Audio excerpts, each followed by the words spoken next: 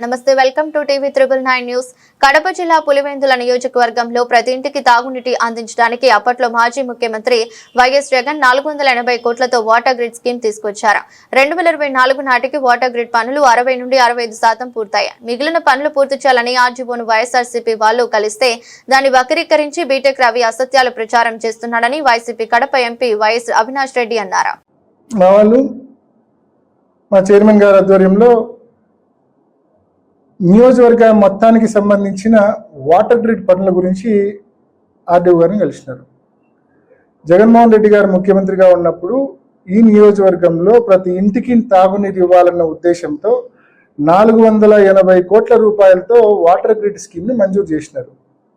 మంజూరు చేసి ఆయన ముఖ్యమంత్రిగా ఉన్న నాటికి 60 నుంచి 65% పనులు కూడా పూర్తి చేసినారు. ఆ పెండింగ్ పనులు పూర్తి చేయమని చెప్పి ఆర్డీఓ గారిని కలిస్తే ప్రభుత్వం దృష్టికి మా మున్సిపాలిటీ, మా చైర్మన్, మా కౌన్సిలర్లు తీసుకెళ్తే దాన్ని వక్రీకరించి పులివెందుల్లో 40 ఏళ్ళుగా వైఎస్ వాళ్ళే ఉన్నారు, సర్పంచ్గా, మున్సిపల్ చైర్పర్సన్గా అన్నీ ఉన్నారు, మరి మీరు నీళ్ళ సమస్య ఉందని చెప్పి మా దృష్టికి తీసుకొని వస్తారా అని చెప్పి అంటున్నారు. అసలు నాకు బుర్ర ఉందనుకోవాలన్నా లేదనుకోవాలన్నా? బేసికల్గా ఒకటి ఆలోచించండి.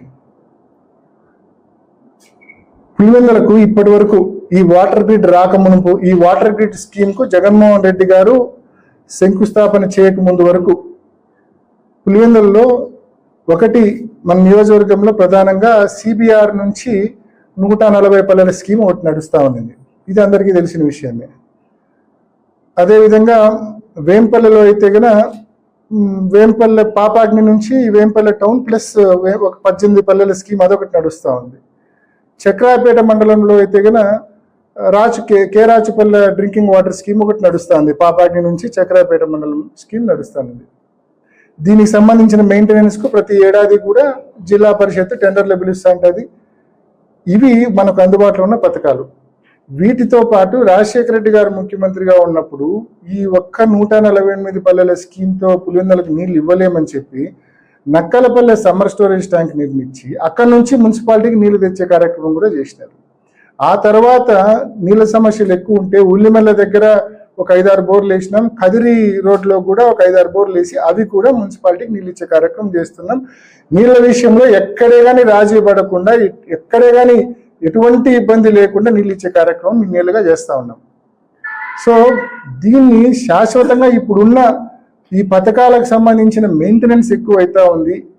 ఇప్పుడు ఇన్ని పథకాలు మెయింటైన్ చేయాలంటే భారం అవుతా ఉంది, కష్టం అవుతా ఉందని చెప్పి జగన్మోహన్ రెడ్డి గారు మొత్తం కాన్స్టిట్యున్సీలోని ప్రతి ఇంటికి కూడా ఈ వాటర్ గ్రిడ్ స్కీమ్ ద్వారా నీళ్లు అందించాలని చెప్పి ఆయన 480 కోట్ల రూపాయలు మంజూరు చేస్తే అందులో 60-65% పనులు కూడా ఆయన హయాంలో పూర్తి చేస్తే ఆ పెండింగ్ పనులు పూర్తి చేయమని చెప్పి మా వాళ్ళు ప్రభుత్వం దృష్టికి తీసుకెళ్ళడం తప్ప? కేవలం పెండింగ్ పనులు పూర్తి చేయమనే కదా అడిగింది. దానికి మీరు 40 ఏళ్ళ చరిత్ర మాట్లాడతారా? మీకు తెలియదా ఇన్ని తాగునీటి పథకాలు ఈ నియోజకవర్గంలో ఉన్నాయని మీ సలహాదారుడు మీకు చెప్పలేదా?